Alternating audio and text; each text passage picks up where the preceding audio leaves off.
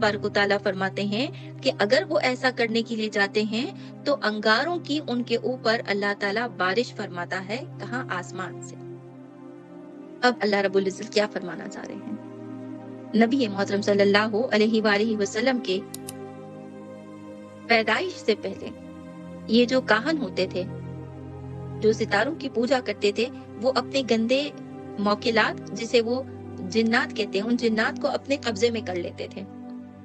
और कब्जे में करने के बाद उन जिन्नातों को भेजते थे आसमान पर, और वो आसमान पर जब जाते थे तो फरिश्तों की गुफ्तगू सुनकर आकर इनको बताते थे, और नाउजुबिल्लाहि मिन ज़ालिक, फिर वो लोग अपने आप को नाउजुबिल्लाहि मिन ज़ालिक इस अमल के बाद कहते थे कि वो खुदा है। तो परवरदिगारे आलम ने जब नबी पाक सल्लल्लाहु अलैहि वसल्लम की पैदाइश मेरे रूए ज़मीन पर,